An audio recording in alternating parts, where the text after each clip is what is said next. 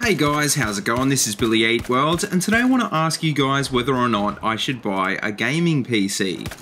A long time ago, before the last console generation, some of you may not realise that I was actually part of the master race.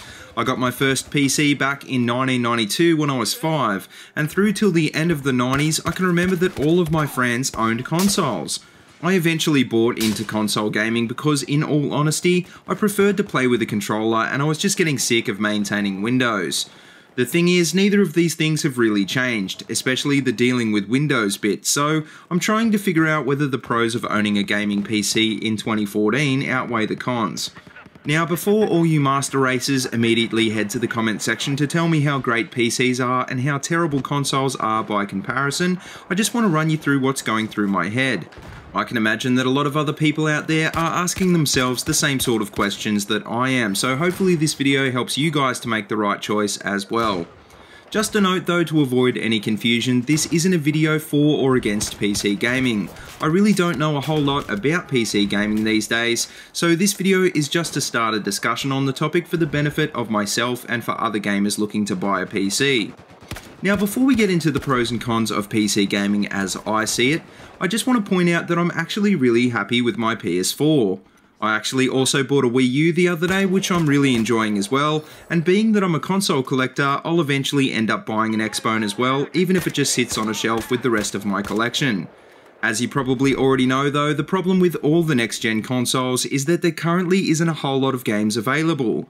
This doesn't worry me so much though, because the majority of the big AAA FPS games which everyone is playing at the moment are already on console or just around the corner. Also, there's so many great games which have been announced for consoles coming up over the next year or so, a lot of which are exclusives. The other benefit to console gaming that I can think of, apart from exclusives, is the larger player base, which definitely applies to Battlefield 4. Both of these things are not only positive for my gaming experience, but they're also good for my channel, which is part of the reason that I'm still debating whether or not to buy a PC. Obviously, the big advantage PCs have over consoles is their performance, but this comes at a price. If I do decide to buy a PC, I won't be building a cheap Steam box, I'll be buying something at least double the cost of a PS4 or even more, so that I can get decent performance while recording well into the future.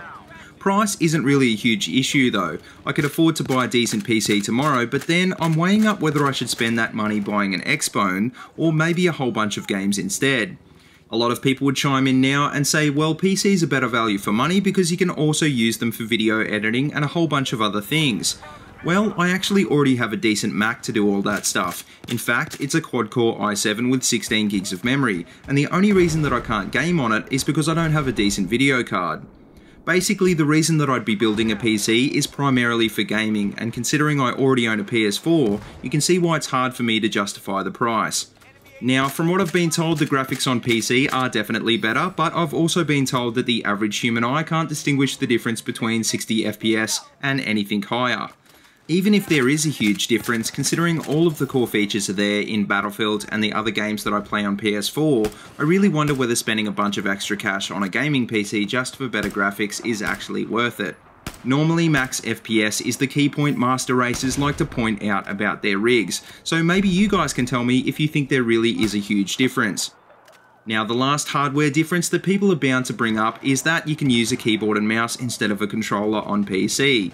Well, this is kind of irrelevant to me because, like I said before, I actually still prefer a controller, and it looks as though cross-platform games like War Thunder are starting to allow the use of keyboard and mouse with a PS4 anyway.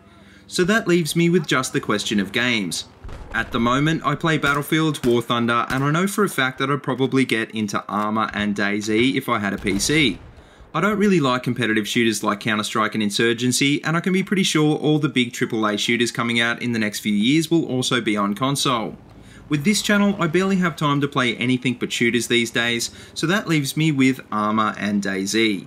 Is it worth buying a PC for just these games? And is it really worth buying BF4 again just to play with a mouse and keyboard, considering a lot of my subscribers are here for PS4 content? Maybe now you guys can see why this cash is burning a hole in my pocket. It's actually pretty crazy to think that I'm honestly leaning towards buying an Xbone first, because at least then I can play Halo 5 when it comes out next year. So anyway, this is where you guys get the chance to convince me. What am I missing? Why do so many people think PC gaming is so much better? Are they really onto something worth paying twice the price for, or are they just talking out of their wallet? Let me know what you think in the comment section below, and PS, just bear in mind that I've lived through the Sega Nintendo console wars of the 90s, so I can tell when someone is just tooting the horn of the system they own just to justify the money that they've spent. And PPS, for all of my subs on console, even if I do buy a gaming PC, don't worry, I won't be selling my PS4 anytime soon. At the end of the day, you guys are a big part of the reason that I play on PS4 in the first place, so it's safe to say that it's going to be my main platform for at least the next few years. But anyway, as always, if you like what you see, please remember to like, comment, and subscribe. And if you haven't already, please check out all my other Battlefield 4 videos. I've got them all linked in a playlist in the description below. But until next time, see you later, and have a good one.